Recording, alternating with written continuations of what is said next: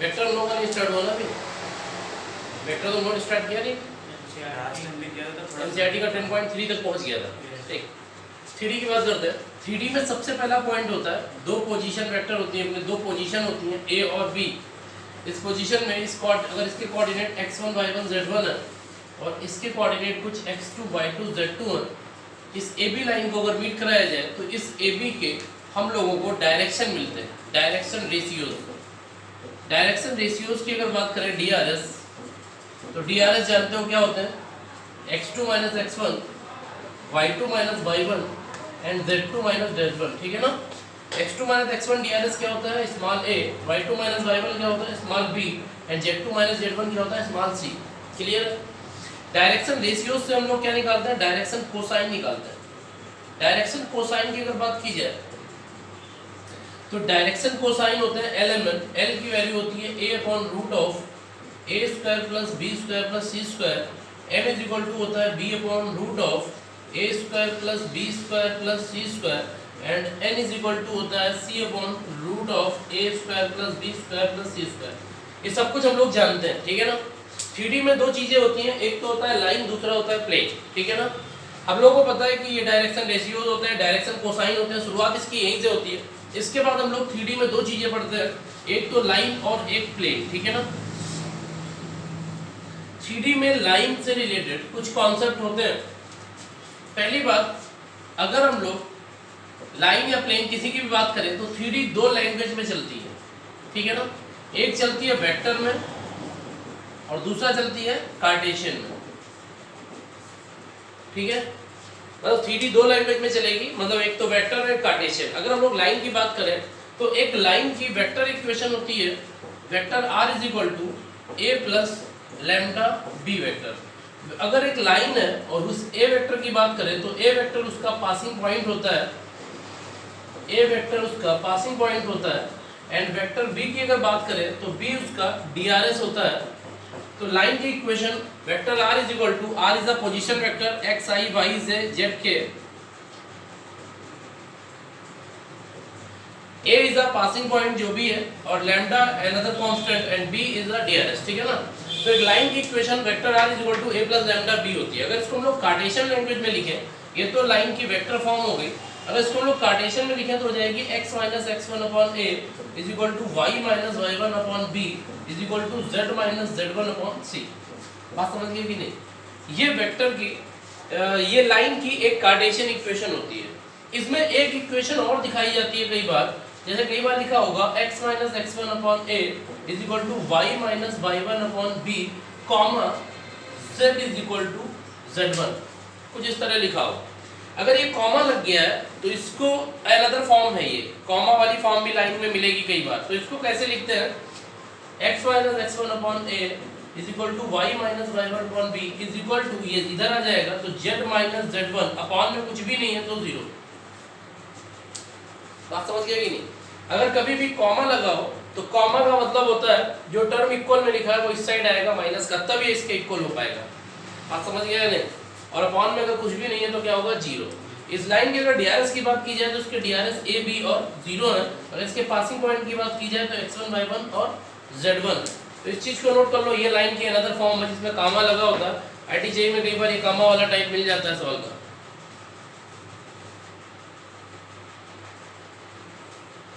एक एक क्वेश्चन एक एक टाइप से रिलेटेड हम तो कराते चलेंगे।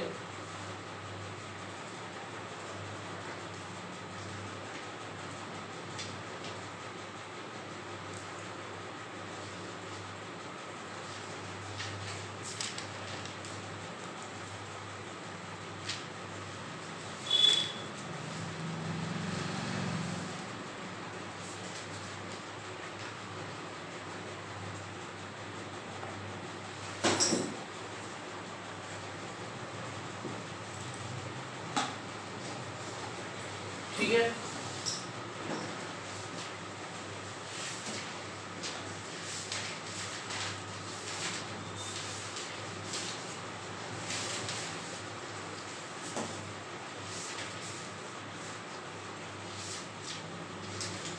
देखो डायरेक्शन रेशियोज,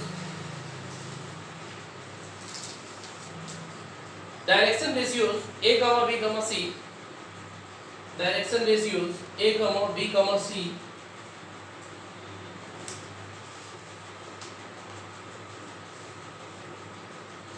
अगला point, if direction ratios are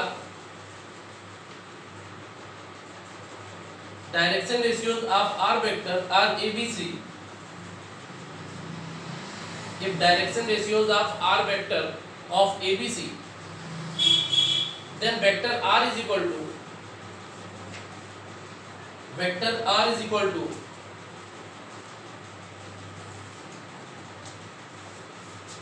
vector r is equal to magnitude of vector r upon root of a square plus b square plus c square of ai plus bj plus c. Direction ratios of r abc, then vector r is equal to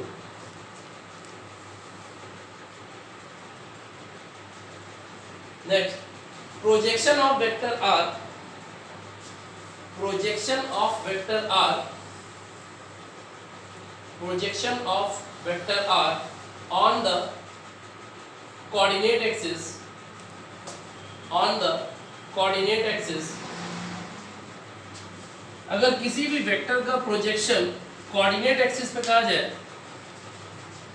कोई भी vector r दिया है और coordinate axis पे उसका projection की बात कही जाए, तो उसका प्रोजेक्शन होता है l vector r, m magnitude of vector r and n magnitude of vector r. ये प्रोजेक्शन होगा कोऑर्डिनेट एक्सिस के साथ, x के साथ उसका प्रोजेक्शन ये होगा, y के साथ प्रोजेक्शन ये होगा और z के साथ प्रोजेक्शन ये होगा.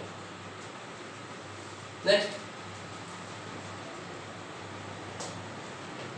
The projection of segment joining, the projection of segment joining the points P, the projection of segment joining the points P x1 y1 z1 and x2 y2 z2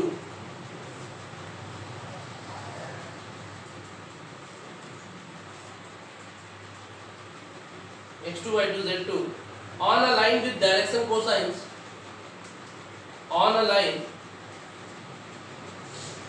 with direction cosines LMN is, इसके कहने का मतलब है कि दो कोई भी point है हमारे x1 y1 z1 and x2 y2 z2, ये दोनों पॉइंट मिला के एक सेगमेंट है. ये सेगमेंट एक लाइन है, उस लाइन के ऊपर प्रोजेक्शन का फॉर्म करता है. ये सेगमेंट एक लाइन पे प्रोजेक्शन का फॉर्मेशन करता है, तो इसका प्रोजेक्शन होता है x2 minus x1 l plus y2 minus y1 m plus z2 minus z1 m is equal to 0. Zero नहीं होगा, प्रोजेक्शन है. Projection of line segment on the line which have DCs L M N, ये line के DCs L M N है.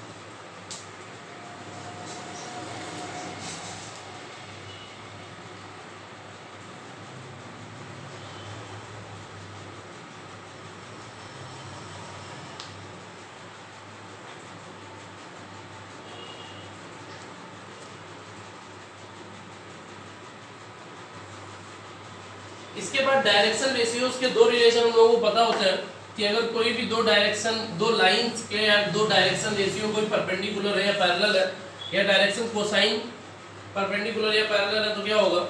अगर दो DRS A1 B1 C1 and A2 B2 C2 एक दूसरे के साथ परपेंडिकुलर है, तो इनके बीच रिलेशन तो पता है A1 A2 plus B1 B2 plus C1 C2 is equal to 0 होता है. ठीक है ना. अगर ये दोनों DRS A1 B1 C1 parallel to हो A2 B2 C2 के, अगर ये दोनों DRS पैरेलल है एक दूसरे के, तो इनके बीच रिलेशन होता है A1 upon A2 is equal to B1 upon B2 is equal to C1 upon C2. ये तो पता ही है. डायरेक्शन कोसाइन में भी सेम रिलेशन होता है L1 L2 plus M1 M2 plus N1 N2 L1 upon L2 M1 upon N2 N1 upon N2. ठीक है ना.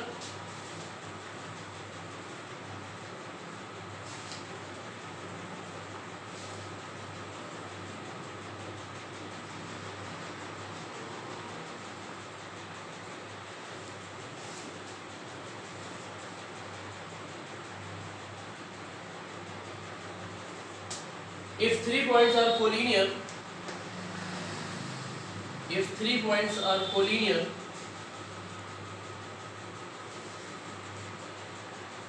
then their DRS are proportional. Then their DRS are proportional.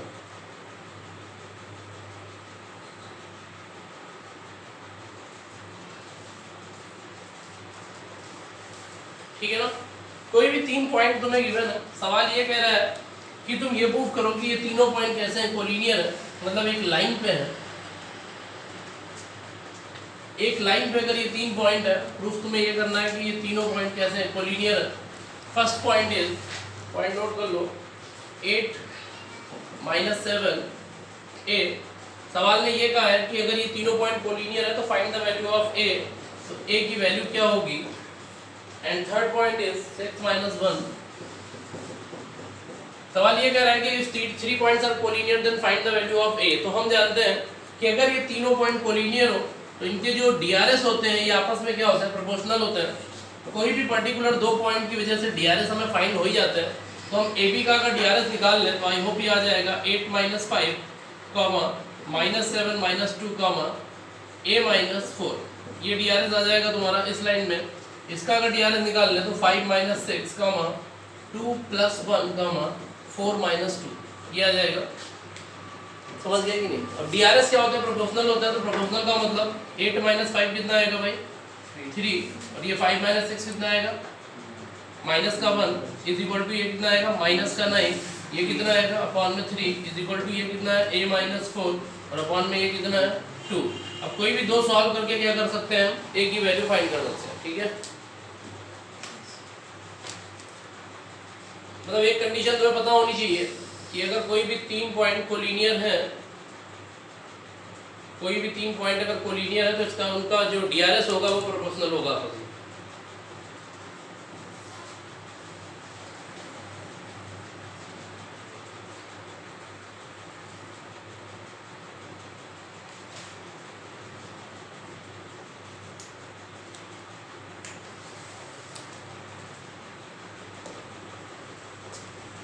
ठीक है, पहला point, equation of a line passing through a one point, equation of a line passing through a one point,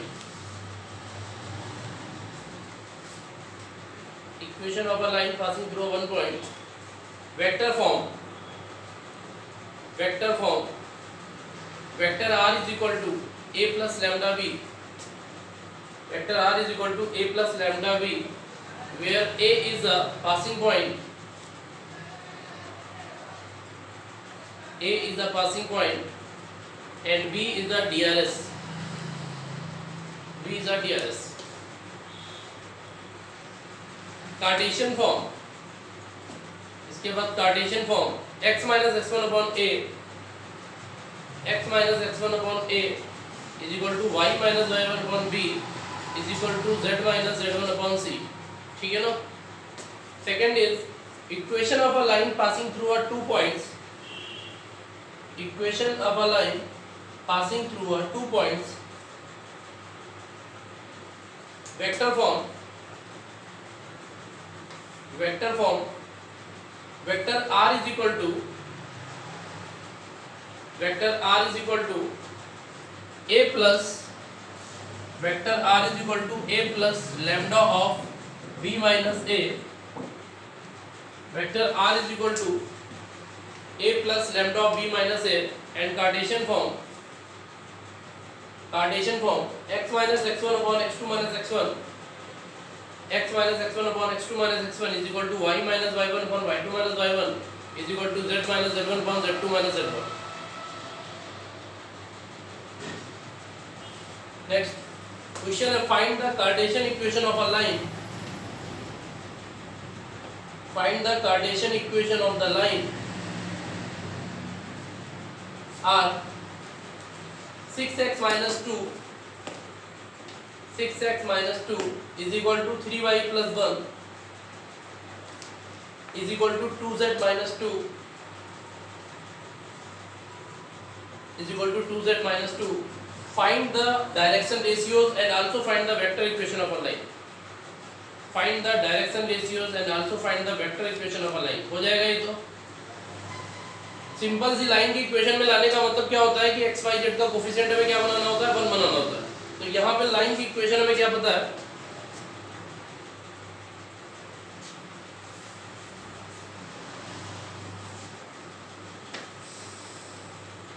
line की equation हम लोगों को पता है, बोलो भाई 6x - 2 इज इक्वल टू, बोलो यार 3y + 1 3y + 1 equals to 2z - 2 2z - 2, ठीक है ना। तो इसको अगर तुम्हें वेक्टर फॉर्म में लाना है, कार्टेशियन फॉर्म में, तो 6 कॉमन आएगा, तो x - 2/6 is equal to 3 is common, y + 1/3 is equal to 2 is common, z - 1 division में आएगा क्योंकि x का कोफिशिएंट क्या होता है, हमेशा 1 रहता है। तो ये आ जाएगा 1/3 divided by 1/6 is equal to ये आ जाएगा y + 1/3 divided by 1/3 is equal to ये हो जाएगा z - 1/1/2। तो तुम्हारे डीआरएस क्या हो गए, 1/6 1/3 और 1/2, ये डीआरएस हो गए और ये तुम्हारे क्या हो गए, पासिंग पॉइंट हो गए, ठीक है ना।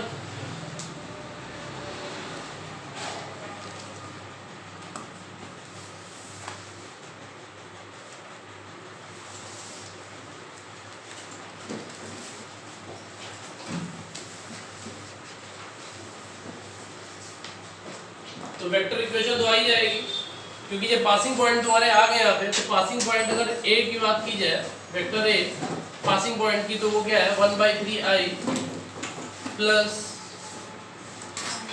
-1/3j and this one is +1 k। और अगर डीआरएस की बात की जाए, वेक्टर v डीआरएस, तो डीआरएस कितना है, 1/6i 1/3j एंड 1/2k। क्यों भाई, वेक्टर इक्वेशन हो ही जाएगी फिर इसकी, हो जाएगी ना vector equation. Next, find the direction cosine of the line, find the direction cosine of the line, find the direction cosine of the line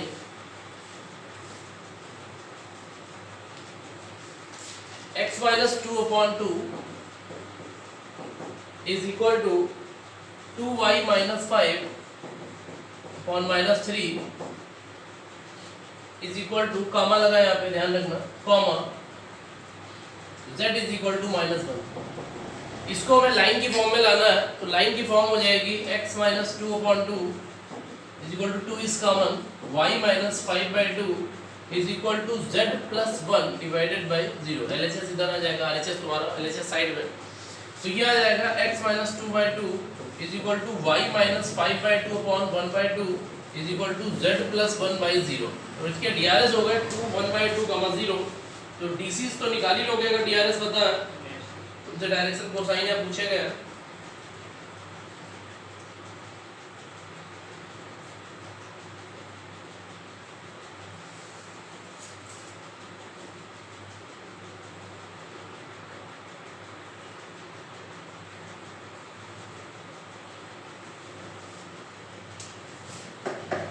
ठीक है, अगला है angle between two lines. Angle between two lines, दो line के बीच का angle. तो पता है कि दो लाइन के बीच का एंगल वेक्टर फॉर्म होता है, cos theta is equal to, vector form होती है cos theta is equal to DRS of first line v1 dot v2 DRS of second line divided by mod of v1 mod of v2। Vector form होती है angle between two lines की।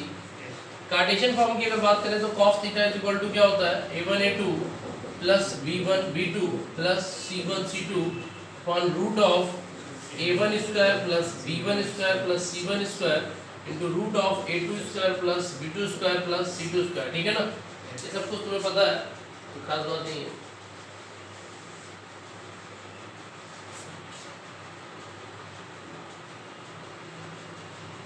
Question है, a line passes through 2, -1, 3, a line passes through 2, -1, 3 and is perpendicular to the lines and is perpendicular to the lines। Vector r is equal to, पहली line की equation है, vector r is equal to I plus j minus k, I plus j minus k plus lambda of 2i minus 2j plus k, 2i minus 2j plus k and vector r is equal to, दूसरी line है second is 2i minus j plus 3k, 2i minus j plus 3k plus mu of I plus 2j plus 2k obtain its equation। इसके कहने का मतलब है एक line एक point से पास हो रही है और साथ ही साथ दो लाइनों के साथ क्या है परपेंडिकुलर है, तो हमें पता है एक लाइन की इक्वेशन के लिए दो चीजें चाहिए, एक तो पासिंग पॉइंट दूसरा डीआरएस। तो पासिंग पॉइंट इसका कितना दिया है 2i cap minus j 2i cap minus j cap plus 3k plus 3k cap. DRS हमें नहीं पता है तो लेट कर लेंगे कि डीआरएस इसके क्या होंगे एबीसी होंगे, ठीक है ना। हमें पता है कि अगर इसके डीआरएस लाइन के डीआरएस लाइन पर होते हैं तो ये जो लाइन है इसके डीआरएस और इस लाइन के डीआरएस आपस में परपेंडिकुलर है। इस लाइन के डीआरएस क्या है, फर्स्ट लाइन के DRS 2i cap minus 2j cap 2i cap minus j cap 2j cap plus k cap plus k cap, ठीक है ना। तो ये डीआरएस और ये डीआरएस आपस में परपेंडिकुलर है तो इनके बीच में तो पता है कि एक रूल होता है क्या, दोनों का प्रोडक्ट इज इक्वल टू 0। तो एबीसी में एक इक्वेशन यहाँ से आ जाएगी, क्यों भाई।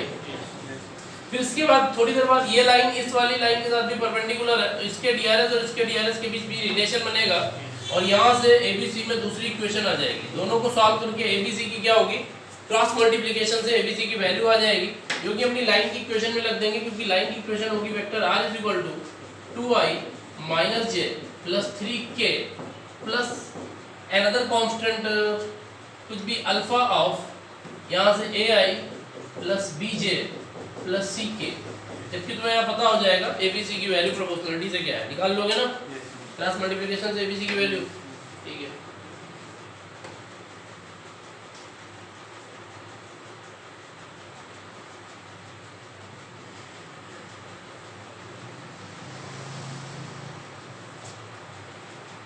हाँ, दो डीआरएस अगर परपेंडिकुलर है, इस चीज का थोड़ा ध्यान रखना, दो डीआरएस अगर परपेंडिकुलर है यहाँ पर ये भी और ये दोनों वेक्टर फॉर्म में है, दोनों वेक्टर फॉर्म में है, तो जो रिलेशन यहाँ बनेगा हमें पता है, तो इसका वो हमेशा डिटर्मिनेंट से सॉल्व करना, determinant of I J K, this one is DRS A B C and this one is DRS 2 minus 2 1। समझ गया कि नहीं, समझ गया ना। वेक्टर में अगर क्वेश्चन दिया हुआ है तो बोर्ड के अंदर उसको सॉल्व वेक्टर से करना। अगर ये कार्टेशियन में होता तो यहाँ क्या हो जाता a1 a2 plus b1 b2 plus c1 c2। समझ गया या नहीं, समझ गया ना, होता क्या है क्रॉस प्रोडक्ट ही होता है, ठीक है।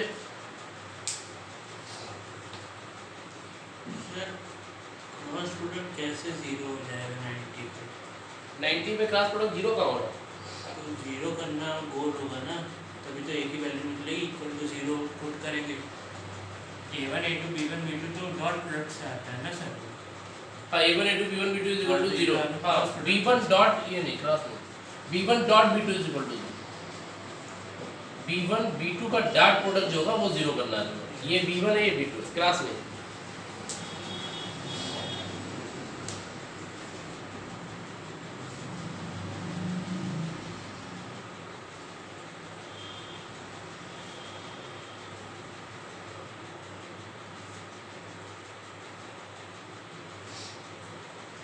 ठीक है,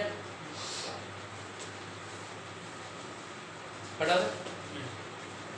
अगर हम लोग यहाँ से क्रॉस मल्टीप्लिकेशन ना निकालना चाहे तो एक तरीका और भी है वेक्टर का, कि इसके डीआरएस और इसके डीआरएस आपस में कैसे पैरेलल है, ये डीआरएस कैसे पैरेलल है और ये डीआरएस कैसे है अपनी लाइन पे। तो अगर इन दोनों डीआरएस का क्रॉस प्रोडक्ट करें तो वो क्या हो जाएंगे परपेंडिकुलर, क्या हो जाएंगे परपेंडिकुलर हो जाएंगे इसके साथ। तो अगर हम इस लाइन का डीआरएस डायरेक्ट ये निकालना चाहें, क्योंकि ये भी तो परपेंडिकुलर है ना भाई, इसके परपेंडिकुलर का मतलब यही आ जाएगा प्रोपोर्शनल। तो अगर हम इस लाइन के डीआरएस डायरेक्ट निकालना चाहें इस लाइन के, तो उसको लिख सकते हैं डिटर्मिनेंट ऑफ आई जे के और ये दिस वन इज b1 जो भी डीआरएस है b1 इस लाइन के पहली लाइन के डीआरएस और ये दूसरी लाइन के, तो ये डायरेक्ट डीआरएस आ जाएंगे इसके। तो ये ज़्यादा ध्यान रखना, इससे तुम्हें क्रॉस मल्टीप्लिकेशन सॉल्व ही नहीं करना पड़ेगा, है कि नहीं, डायरेक्ट यहाँ से इस लाइन के डीआरएस आ जाएंगे वेक्टर फॉर्म में।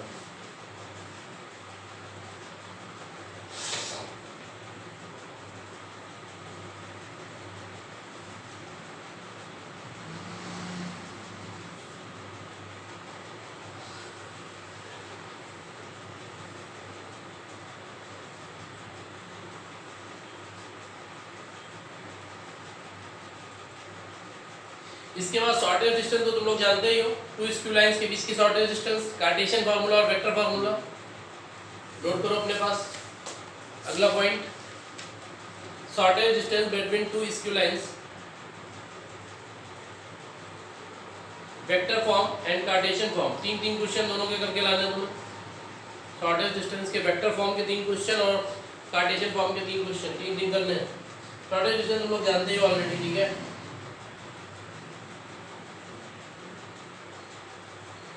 अगला देखो, so that the two lines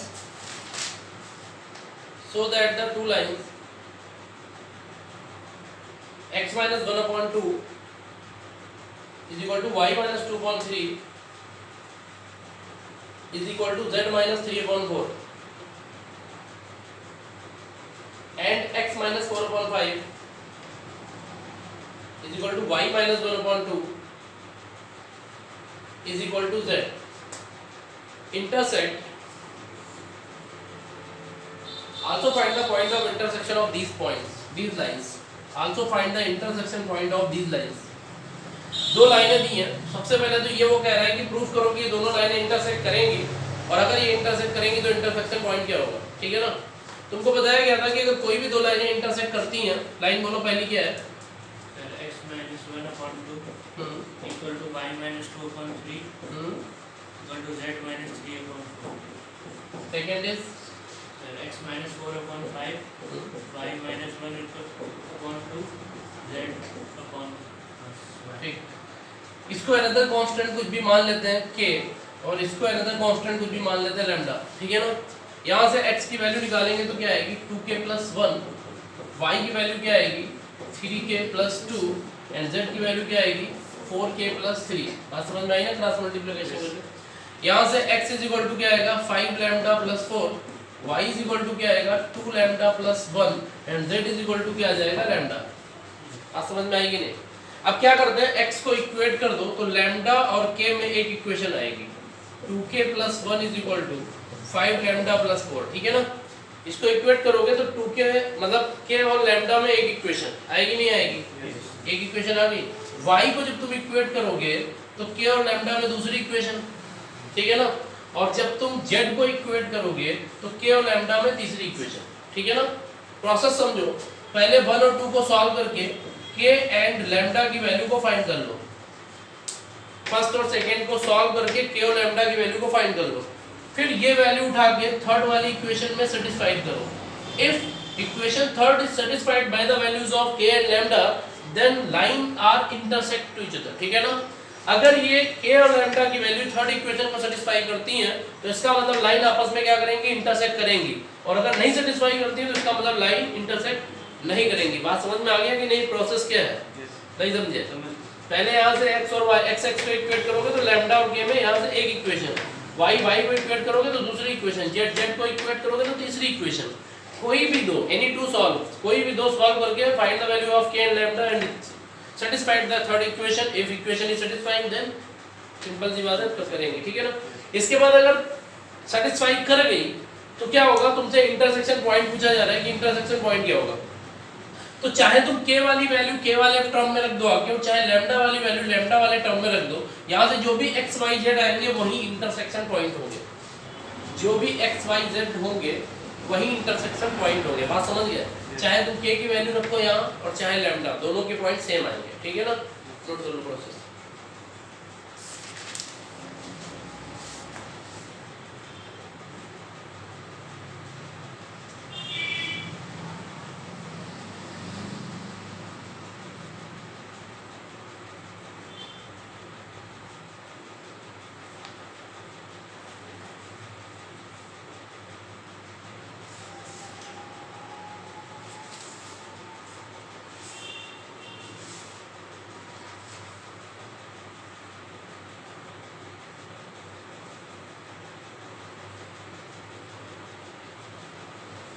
हो गया, प्रोसेस नोट कर लो, बाकी घर से अपने सॉल्व करते रहना। अपनी लैंग्वेज में अपनी लैंग्वेज लिख भी लेना कैसे क्या हो रहा है, ठीक है ना। एक एग्जांपल है 2004 IIT JEE में क्वेश्चन आया था, if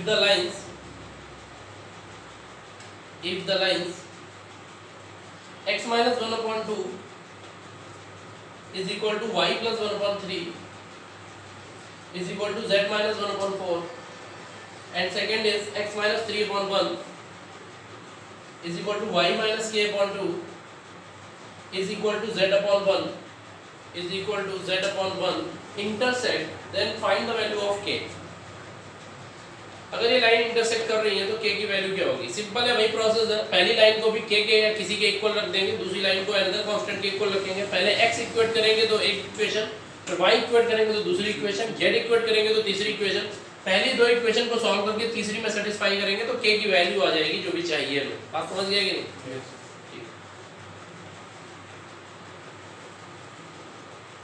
next, find the length of perpendicular from the point to the line. Find the length of perpendicular from the point to the line. Also find the point of foot of perpendicular and also be a image of a point. Perpendicular distance, foot of perpendicular और image, तीनों एक साथ समझ लो। एक point से एक line के साथ कैसे निकाले जाते हैं। देखो ऐसा है कि एक पॉइंट हमें कोई भी गिवन है, तो अगर वो पॉइंट गिवन है, पॉइंट इज 2 - 3 1 और एक लाइन गिवन है, line is x + 1/2 is equal to y - 3/3 is equal to z + 2/-1। इस पूरे प्रोसेस को एक बार समझ लो क्योंकि ये कॉमन होता है। अगर हम लोग प्लेन की बात करते हैं तो प्लेन में जब कभी भी परपेंडिकुलर डिस्टेंस निकालनी होती है तो वो होती है mod of ax1 + by1 + cz1 + d/√of something, direct formula होता है। बट किसी भी पॉइंट से किसी भी लाइन में जो परपेंडिकुलर डिस्टेंस निकाली जाती है तो उसमें कोई फार्मूला नहीं होता, उसमें एक प्रोसेस होता है जो हमें यूज करना पड़ता है। ठीक है ना? पहली बात तो ये समझ में आना चाहिए, अगर ये कोई भी पॉइंट A है तो ये मान लेते हैं B है, इसी को फुट ऑफ परपेंडिकुलर कहते हैं। ये B पॉइंट क्या है? Foot of perpendicular. ठीक है ना? और अगर हम इस A पॉइंट की इमेज निकालेंगे तो वो यहाँ कहीं आएगी C and B is the mid point of A and C, है कि नहीं? अगर हम A की इमेज निकालेंगे तो क्या होगी? C आएगी। इसको इमेज भी कहते हैं, इसको रिफ्लेक्शन भी कहते हैं। इमेज और रिफ्लेक्शन बात एक ही होती है। A is the reflection of line, ठीक है ना, and A is the image with line, ठीक है ना, इन द लाइन। तो C एक इमेज भी है और A का रिफ्लेक्शन भी है। B is the mid point का काम करता है। B आल्सो भी है क्या? फुट ऑफ परपेंडिकुलर है। सारे नाम लिखते रहना अपनी कॉपी पे कि B फुट ऑफ परपेंडिकुलर भी है, C रिफ्लेक्शन ऑफ A भी है एंड C आल्सो भी है, इमेज है। ठीक है ना? ये तुम्हें लाइन पता है, इस लाइन के साथ निकालना है। तो प्रोसेस को तुम्हें समझना होगा क्या होता है। सारा काम एक ही जैसा होता है, कुछ भी अलग नहीं होता। हम ये मान लेते हैं कि ये जो पॉइंट होगा जिसकी वजह से ये लाइन बनी होगी, भाई जिसकी वजह से ये लाइन बनी है वही तो ये पॉइंट है। तो लेट मान लेते हैं ये पॉइंट कुछ भी x1 y1 z1 होगा, है कि नहीं? अब अगर ये पॉइंट x1 y1 z1 होगा तो ये लाइन पर है तो लाइन को क्या करेगा? सेटिस्फाई करेगा। भाई अगर ये पॉइंट x1 y1 z1 है तो ये लाइन पर है, ऑन द लाइन है, तो लाइन को क्या करेगा? सेटिस्फाई करेगा। अगर ये लाइन को सेटिस्फाई करेगा और अनदर कांस्टेंट k मान ले तो यहाँ से x1 की वैल्यू कितनी आ जाएगी? 2k - 1, यही तो आएगी। 2k - 1। अगर हम यहाँ से y1 की वैल्यू निकालेंगे तो क्या आएगी? 3k + 3, और अगर हम z1 की वैल्यू निकालेंगे तो क्या आएगी? -k - 2, यही तो आएगी। क्यों भाई? अब अगर ये पॉइंट तुम्हें B पता है और ये पॉइंट A पता है तो BA एक लाइन है और BA एक अगर लाइन है तो इसके DRS आ जाएंगे। क्यों भाई? दो पॉइंट है, ये भी एक पॉइंट है, ये भी एक पॉइंट है, तो इनके क्या होंगे? DRS होंगे।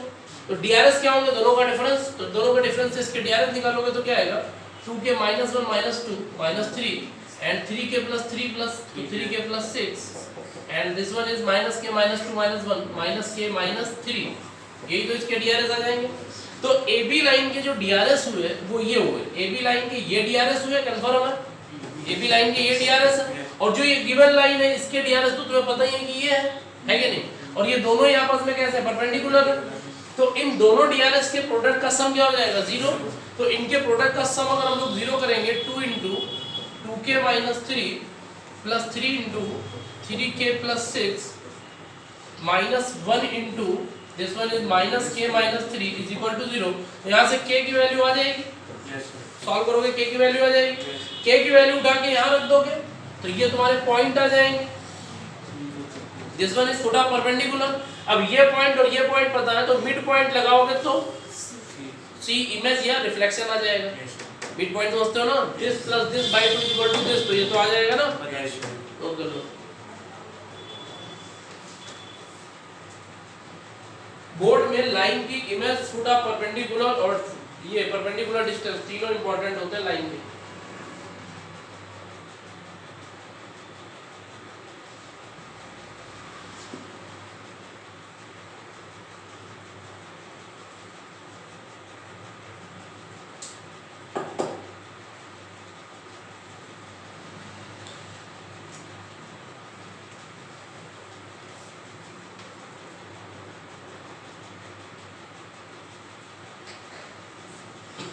हो गया। ये जो सवाल है फुट ऑफ परपेंडिकुलर फाइंड करना है, परपेंडिकुलर डिस्टेंस फाइंड करना और इमेज फाइंड करना, ठीक है ना। नोट हो गया। ये कैसा है, कार्टेशियन फॉर्म में। ऐसे ही अगर वेक्टर फॉर्म में सवाल होगा तो वेक्टर फॉर्म में लिखो find the foot of perpendicular drawn from the point, find the foot of perpendicular drawn from the point 2i cap minus j cap plus 5k cap, 2i cap minus j cap plus 5k cap to the line, line is vector r is equal to, line is vector r is equal to 11i minus 2j minus 8k, 11i minus 2j minus 8k plus lambda of 10i minus 4j, 10i minus 4j minus 11k, also find the length of perpendicular।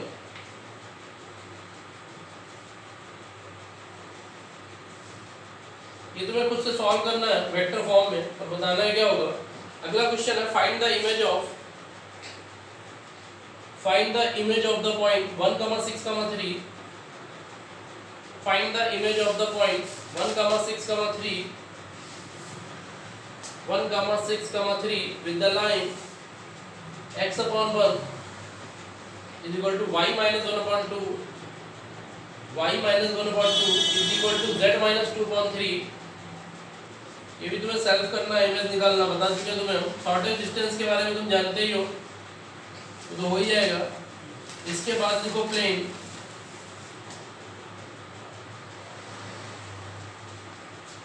हम जानते हैं कि जो plane की equation होती है वो Cartesian और वेक्टर में क्या होती है। प्लेन का मतलब क्या है, प्लेन 3D में होता है, ये प्लेन है 3D में अपना, तो इसके जो नॉर्मल होते हैं DRS यानी नॉर्मल, वो नॉर्मल हमेशा प्लेन से परपेंडिकुलर होते हैं, मतलब प्लेन से बाहर होते हैं, ठीक है ना। तो प्लेन की जो इक्वेशन होती है position vector r dot normal n is equal to d distance, n is the vector, ठीक है ना। अगर हम लोग इसकी बात करें r dot n vector is equal to d, तो ये एक सिंपल प्लेन की इक्वेशन है। इसके बाद इसमें कुछ प्लेन और भी होते हैं जिसको कहते हैं normal to the plane, origin to the plane या फिर परपेंडिकुलर टू द प्लेन। तीन लैंग्वेज होती है, कौन कौन, normal to the plane, normal to the plane भी मतलब कहाँ, यहाँ आ जाएगा, ओरिजिन टू द प्लेन वो भी यहाँ आ जाएगा और परपेंडिकुलर टू द प्लेन वो भी यहाँ आ जाएगा। मतलब दो प्लेन है, एक यहाँ प्लेन है और एक हवा में प्लेन है। हवा वाले प्लेन के तीन नाम है। जब वो प्लेन हवा में आता है तो वो ओरिजिन से क्या हो जाता है, परपेंडिकुलर हो जाता है। ओरिजिन से परपेंडिकुलर से डिस्टेंस जो हम लोग निकालते हैं, ओरिजिन 0,0,0 होता है और उससे प्लेन पे परपेंडिकुलर डिस्टेंस निकालते हैं तो वो आती है root of a square b square c square. तो root of a square b square c का मतलब होता है magnitude of n। Magnitude of n से हम दोनों साइड डिवाइड कर देते हैं तो ये बन जाता है r dot n cap is equal to another p is the perpendicular distance, ठीक है ना। इस वाले प्लेन और इस वाले प्लेन में अंतर होता है। ये प्लेन सिंपल प्लेन है जिसमें नॉर्मल वेक्टर काम कर रहा है और d इज नॉर्मल डिस्टेंस है, जबकि p is the perpendicular distance है from the origin perpendicular to the plane and normal to the plane. तो इसका नाम तीन नामों से जाना जाता है। अब इसमें क्या है, इसमें जो नॉर्मल होते हैं वो DRS की तरह होते हैं, ABC जो DRS होते हैं, और यहाँ जो n कैप होता है उसमें LMN होता है, डायरेक्शन कोसाइंस होते हैं। दोनों के प्लेन में अंतर होता है। ये प्लेन ABC की वजह से बन रहा है, ये प्लेन LMN की वजह से बन रहा है। इनके 3 नाम है, फिर हम तो बता रहे हैं। कभी भी तुमसे कहा जाए normal to the plane, origin to the plane या परपेंडिकुलर टू द प्लेन, तो हमेशा ये वाला प्लेन होगा, ध्यान रखना।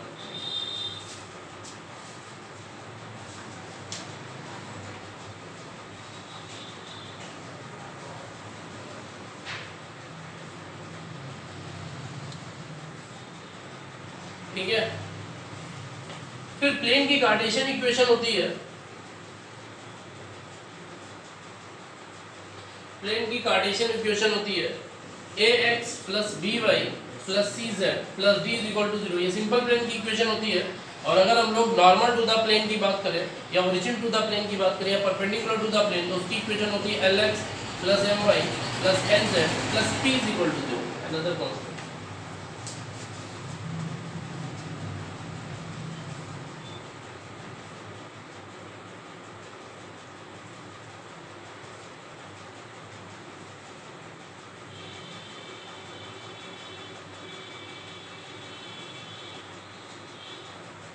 ठीक है, क्वेश्चन लिखो, find the vector equation of a plane, find the vector equation of the plane which is at a distance of 8 unit, which is at a distance of 8 unit, which is at a distance of 8 unit from the origin, and which is normal to the vector from the origin, which is normal to the vector 2i plus j plus 2k, 2i plus j plus 2k।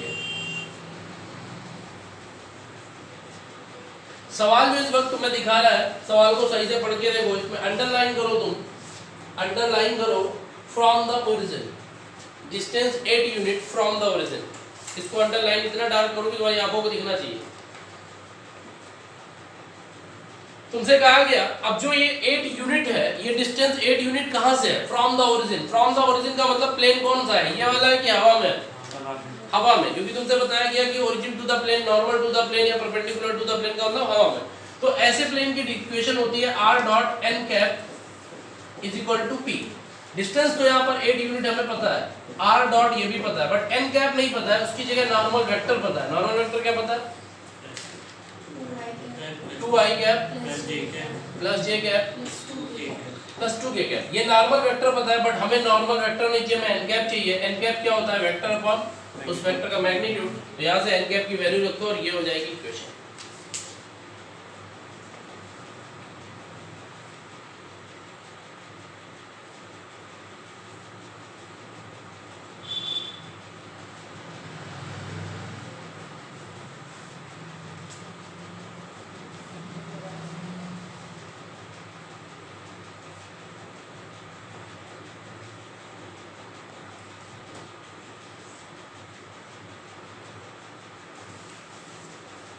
ठीक है,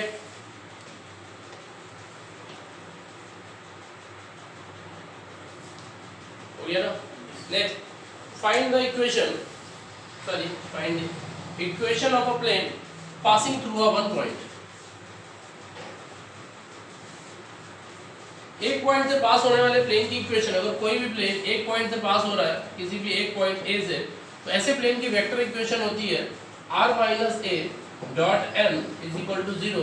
और ऐसे plane की Cartesian equation होती है a of x minus x1 plus b of y minus y1 plus c of z minus z1 is equal to 0।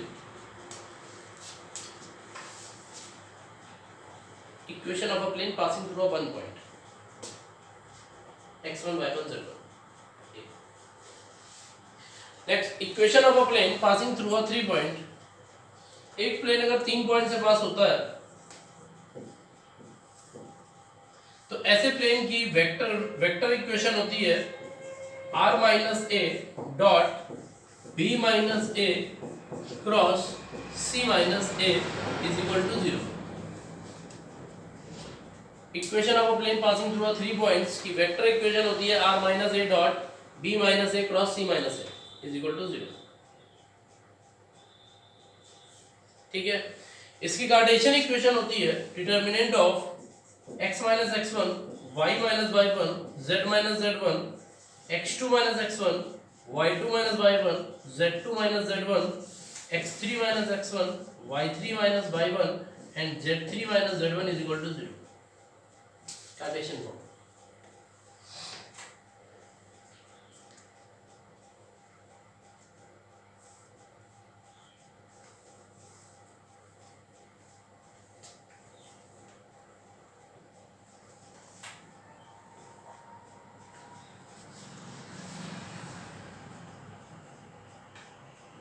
To find the equation of the plane passing through a 3 points, find the equation of the plane passing through a 3 points 1 1 1. Find the equation of a plane passing through a 3 points 1 1 1, 3 minus 1 2, minus 3 comma 5 minus 4, minus 3 5 minus 4. तो simple सा हो जाएगा, तो पता है कि नहीं? इसके बाद एंगल बिटवीन टू प्लेन्स,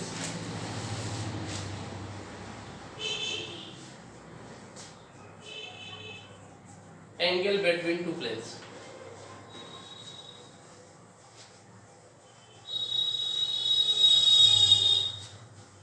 दो प्लेन के बीच बनने वाला एंगल उनके नॉर्मल के बीच बनता है, जिसको कहते हैं cos theta is equal to n1 dot n2 upon mod of n1 mod of n2।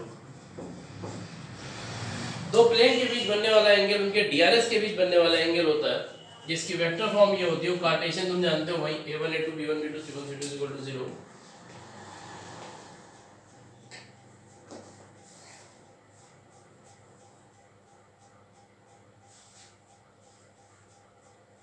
ठीक है,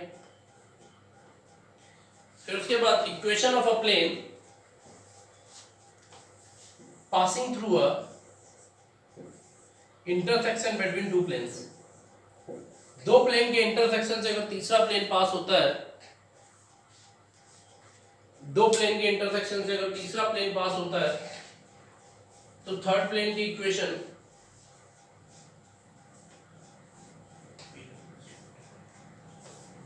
वेक्टर फॉर्म कार्टेशियन फॉर्म, तीन तीन क्वेश्चन तुम्हें करके लाना है, वेक्टर फॉर्म के तीन और कार्टेशियन फॉर्म के तीन।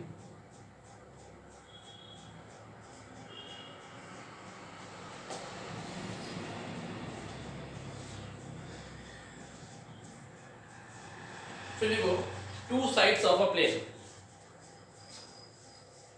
To sides of a plane, two sides of a plane, let ax plus by plus cz plus d is equal to 0, let ax plus by plus cz plus d is equal to 0 a plane, and 2 points are given x1 y1 z1 and x2 y2 z2, 2 points are given x1 y1 z1 and x2 y2 z2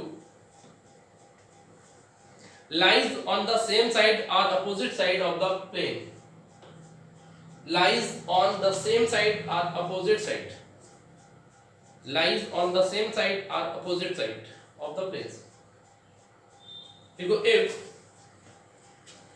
if ax1 plus by1 plus cz1 plus d1 upon ax2 plus by2 plus cz2 plus d2 positive greater than 0, greater than 0, then points lies on same side, point lies on same side,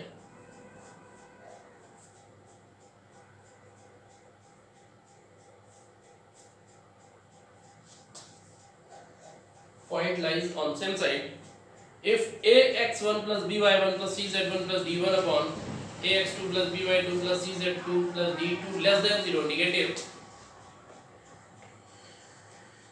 negative, then point lies opposite side of the planes.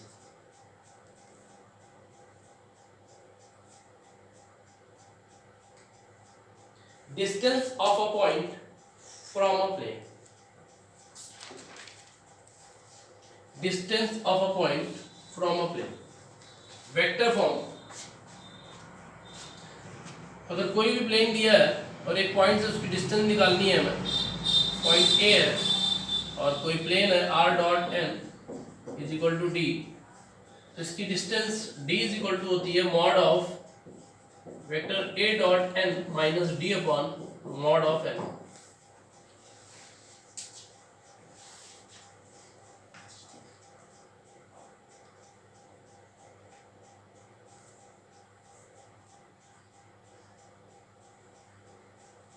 ठीक है। Cartesian में, Cartesian form में distance is equal to mod of, Cartesian में distance is equal to mod of ax1 plus by1 plus cz1 plus d upon root of a square plus b square plus c square।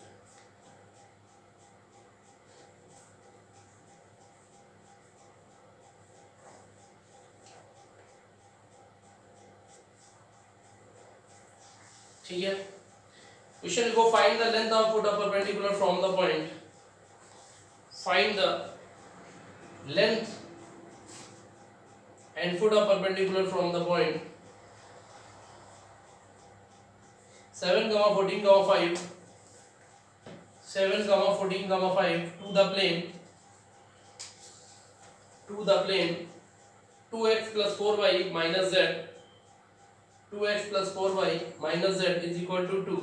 Also find the image of the point, also find the image of the point।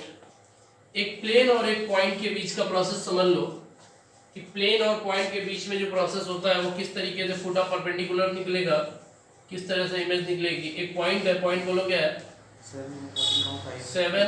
14, 5 और 7 का 14 का 5,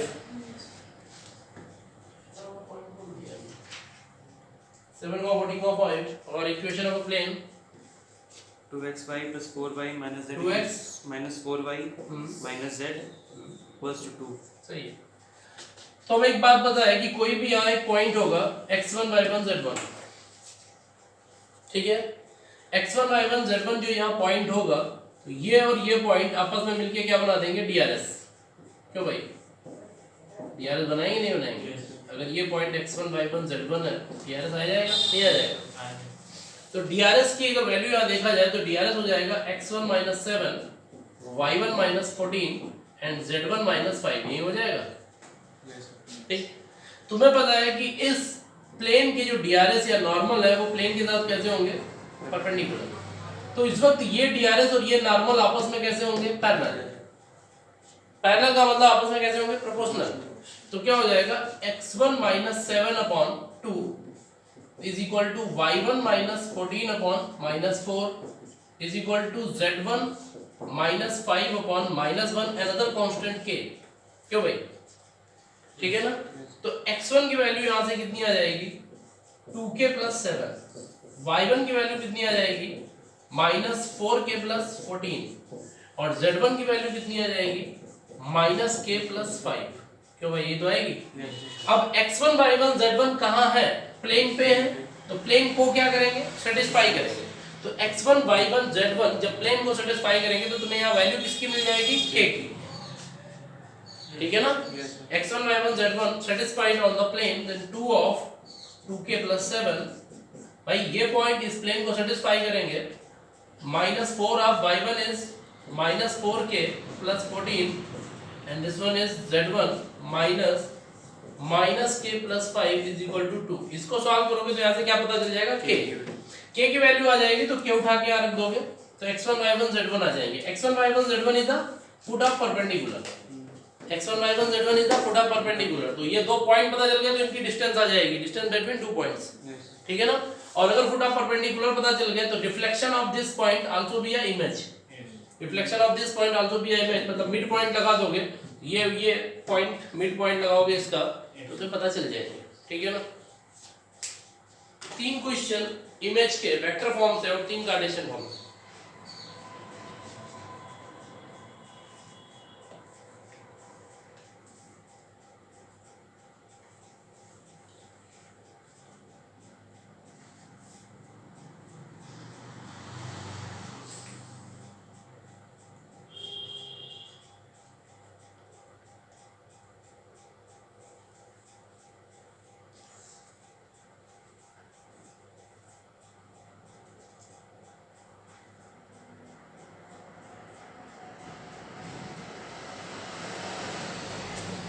ठीक है ना।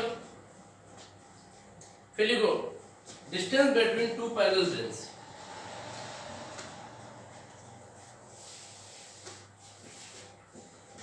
Distance between two parallel planes.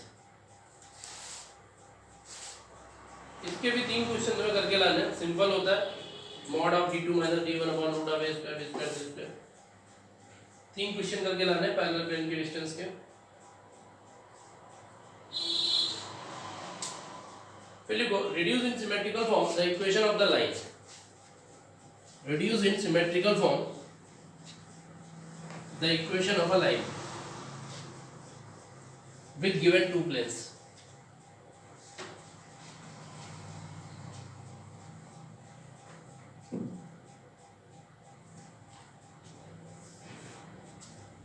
ठीक है, board पे देखो, जब कोई दो प्लेन इंटरसेक्ट करते हैं, जब कोई दो प्लेन आपस में इंटरसेक्ट करते हैं, तो जो वो इंटरसेक्ट करते हैं तो उनके बीच में एक लाइन बन के आती है। जैसे ये बाइंडिंग है, तुम्हारी कॉपी बाइंड है, तो कॉपी के बीच में जो बाइंडिंग है वो क्या है, एक कॉमन लाइन है। एक प्लेन ये है और एक प्लेन ये है, ठीक है ना।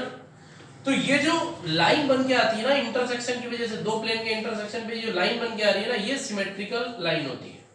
इसी को सिमेट्रिकल लाइन की फॉर्म कहते हैं। बात समझे कि नहीं समझे?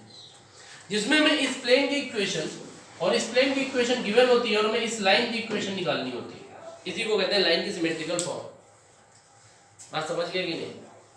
इस प्लेन की इक्वेशन कुछ भी एलिमेंट मान लेते हैं, a1x plus b1y plus c1z plus d1 is equal to 0, और इस प्लेन की इक्वेशन है a2x plus b2y plus c2z plus d2 is equal to 0। हमें इस लाइन के बारे में कुछ भी नहीं पता, ठीक। तो लेट हम कर लेते हैं कि इस लाइन पे DRS ABC है, ABC। बात समझ गए? अब होता क्या है कि जो ये सिमेट्रिकल लाइन बनकर आ रही है दो प्लेनों के बीच में, तो इस प्लेन के जो DRS होते हैं वो कैसे होंगे, प्लेन से परपेंडिकुलर होंगे। नॉर्मल क्या होंगे, परपेंडिकुलर होंगे। लाइन के DRS तो लाइन पर होंगे, तो इस प्लेन के DRS और इस लाइन के DRS आपस में कैसे हो जाते हैं, परपेंडिकुलर। इस प्लेन के DRS और इस लाइन के DRS आपस में कैसे होंगे, परपेंडिकुलर। तो इसका मतलब ABC और इनके बीच एक रिलेशन बन गया, A1 A2 B2। समझ गया कि नहीं? तो एक इक्वेशन तुम्हारी बनकर आई A1 B1 plus C1 is equal to 0, एक इक्वेशन बन गया। दूसरा, फिर ये लाइन भी दूसरे वाले प्लेन के लिए भी क्या होगा, परपेंडिकुलर होगा। तो एक दूसरी इक्वेशन बन गया है A2 plus B2 plus C2 is equal to 0, ये दूसरी इक्वेशन बन गया आगे, ठीक है ना। इन दोनों को सॉल्व करोगे तो यहाँ से ABC में एक वैल्यू आ जाएगी, क्रॉस मल्टीप्लिकेशन से आ जाएगी कि नहीं आ जाएगी। A अपॉन कुछ आ जाएगा, B अपॉन कुछ आ जाएगा, C अपॉन कुछ आ जाएगा। दिस वन इज DRS, ये क्या हो जाएंगे, DRS होगा इसके लाइन के, प्रोपोर्शनल है तो DRS होगा लाइन के, ठीक है ना। इसके बाद क्या करना होता है, ये जो प्लेन है ये 3D है, ये जो प्लेन है ये 3D है, बट ये जो इसके बीच में इंटरसेक्शन की ये सिमेट्रिक लाइन बन रही है ये 2D है। वो जो लाइन बीच में बन रही है वो 2D है। बात समझे कि नहीं? जो सिमेट्रिकल बीच में ये लाइन बन रही है ये 2D है। ये प्लेन तो 3D है, लेकिन ये लाइन कैसी है, 2D है। तो अगर ये प्लेन 3D है दोनों और ये लाइन बीच की कैसी है, 2D है, तो हमें किसी एक डायमेंशन को 0 मानना पड़ेगा, क्योंकि लाइन कैसी है, 2D है, लेकिन है किसमें, प्लेन में। 2D लाइन है बट है किसमें, प्लेन में। तो प्लेन की कोई एक डायमेंशन में क्या माननी पड़ेगी, 0 माननी पड़ेगी। तो लेट मान लेते हैं कि पहले वाले प्लेन और दूसरे वाले प्लेन दोनों की डायमेंशन z क्या है, 0 है। तो यहाँ से एक बनकर आ जाएगी A1x plus B1y plus D1 is equal to 0, एक इक्वेशन। दूसरी बन के आ जाएगी A2x plus B2y plus D2 is equal to 0, ये दूसरी इक्वेशन। आप समझ गए कि इनको सॉल्व करोगे तो x y z की वैल्यू आ जाएगी। भाई x की वैल्यू और y की वैल्यू तो यहाँ से आ गई तुम्हारी, क्यों भाई, और z को तुमने तो ऑलरेडी 0 मान ही लिया है। तो ये तुम्हारे पॉइंट आ गए कि